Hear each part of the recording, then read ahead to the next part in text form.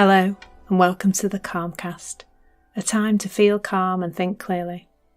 I'm Claire Downham, the Queen of Calm, a transformational life coach. I was a burnt-out head teacher who finally made the journey to calm after years of trying, and I want to prevent you from having to do the same. The Calmcast is a series of short explorations, gently guiding you back to your natural state, which is calm and clarity. Just listen like you would listen to music, with an open mind and curiosity. There's nothing else to do.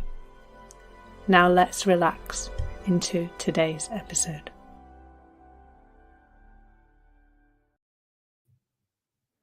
Hello. So today, emotional intelligence and its importance in our relationships. And I'm not going to say it isn't important in our relationships, but I am going to start by saying it's had some good PR, hasn't it? Emotional intelligence over the last few years. It's become a buzzword, a phrase that we all use, and it's become one of those things that people can sell you, teach you how to get more of it, etc. And in fact, this morning I thought I would start by just punching emotional intelligence into good old Google, and I got 356 million hits on just the phrase emotion, so not even how to get more of it or whatever. And I've got, there's articles like emotional intelligence and how to get it, a short guide, and what are the 5 elements of emotional intelligence? Why is emotional intelligence important in leadership, etc.? And yeah, it's just so like one of those phrases that there's other words that I often talk about, like confidence, resilience, etc. It's been made a thing, and then people are charging you to get more of it. And it's really not as complicated as it might seem. At the moment, I'm in the process of writing the second part of my assignment for my Institute of Leadership and Management Level 5, and the exploring, it's all about exploring mentoring and coaching. And the part of the question that I'm on is all about what are the skills, knowledge, and behaviours to be a good mentor or coach. And my opening paragraph is all about self-awareness. And that really, self-awareness underpins everything. Every change you want to make in life has to start with self-awareness, doesn't it? It has to be an awareness that there's something you want to change, something you want to be different. And then, the changes can come from all sorts of different things, can't they? So it can come from trying to push ourselves or trying to force ourselves, or and it can come with a whole load of judgment. I think the self-development industry is built on self-awareness, and just make sure that means you're rubbish. So you need to buy our program so you can work on that. And that's what it's all built on, isn't it? So emotional intelligence really is just another one of those things where we can come from a place of awareness with curiosity and self-compassion and understanding of ourselves, not just as individuals, but as a unit, as a human being unit, and how we actually all have some things that are true for all of us. And from that place of awareness, change just sort of happens, really. Like, I was just noticing yesterday that I tend to get caught up in ranting about my fiance's ex for various reasons.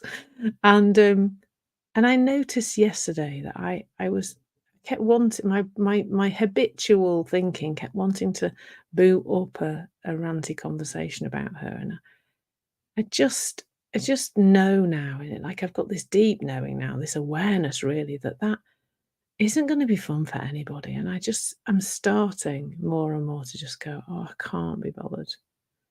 Can't be bothered.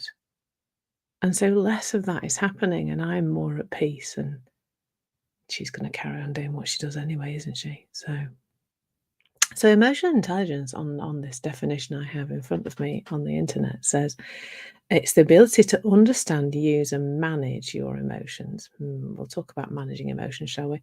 In positive ways to relieve stress, communicate effectively, empathize with others, overcome challenges, and diffuse conflict. And I think all of those things are key in our relationships, aren't they? So so it's just some of the language is just not it's just not factual in terms of what we are as human beings. So to use and manage your emotions. And I don't know that we do that really. What does it mean by use our emotions? Our emotion is an alarm system provided by our very clever psycho-spiritual system to let us know about our state of mind. So I guess that's how we use it. That's how you use an emotion. You use an emotion to let you know whether you are in a fit state to communicate with somebody or not when we're thinking about relationships. Are you calm? Are you aware of the story you've got in your head right now about another person? If you're calm, then you're good to go, as a rule. Unless you're a bit like I was. I was passive aggressive when I was with my ex-husband. So I could definitely appear to be calm and be kind of burning up inside with anger, definitely. So that yeah, we w w to use there is only one way to use your emotions, and that is as a guide to let you know what state you're in, and whether you're in a fit state to have a chat with somebody else or not, or point out to somebody else that you would like them to change their behaviour just a little bit maybe, or not, or whether you're in a good state to have a chat about timekeeping with your teenage children or whatever, or whether you're in a fit state to explain something to your toddler. Are you calm? If you are, then you're on the right lines. If you're not, then listen to that warning system. That warning system is letting you know that you need to take care of yourself before you go and start tackling other people.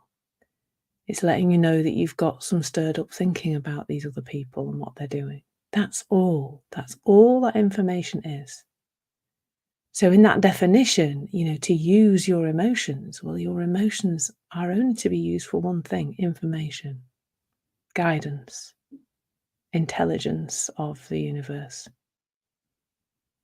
Like, wisdom isn't this calm thing. Wisdom is there all the time, all day, every day. So, like just then, I just noticed that I'd got a bit sped up, and I don't want these sessions to be sped up. So, because of that, with that level of awareness, it makes sense for me to just take a breath and notice how fast my language has got and, slow it down a little bit perhaps. But there's no management. It's just in that moment what makes sense, because that's the other thing, isn't it? If we're saying emotional intelligence is about managing your emotions, don't try and do that, please. Don't manage your emotions. Don't try and manage stress. Don't try and manage anxiety. What does that even mean? How does one manage an emotion? I'm in a conversation at the moment with somebody um, who may or may not become a client, who is talking so much about what they're doing to try and manage their emotions.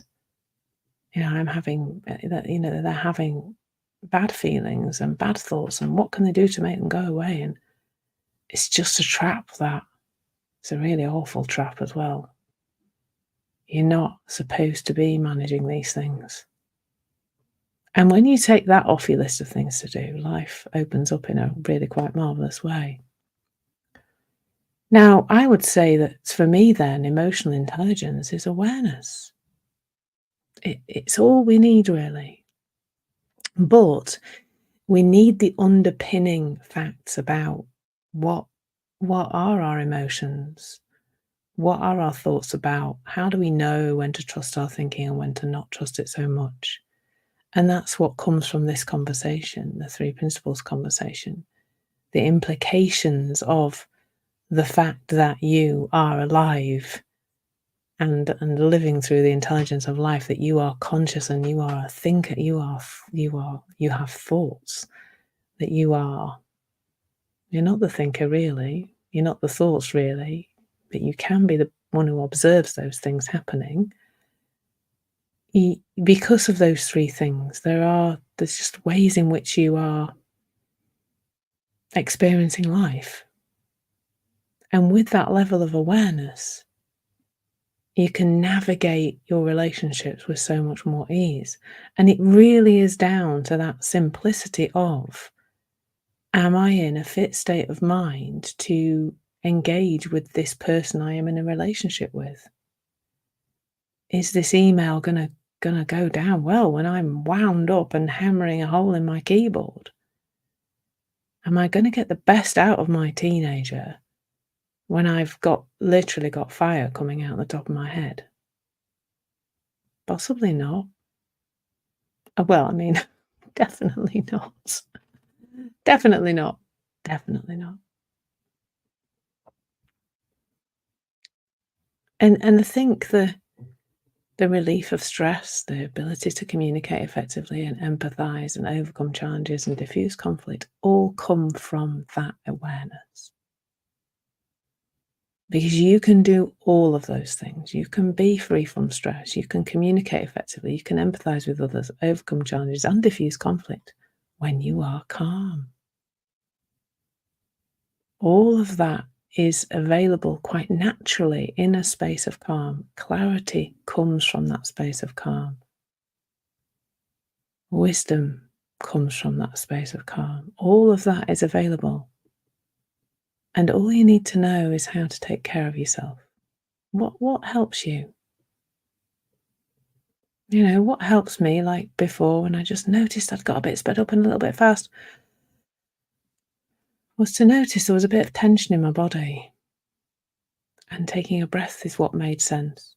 Sometimes it might make sense to move a bit for me, or get up from the chair and do something else or whatever.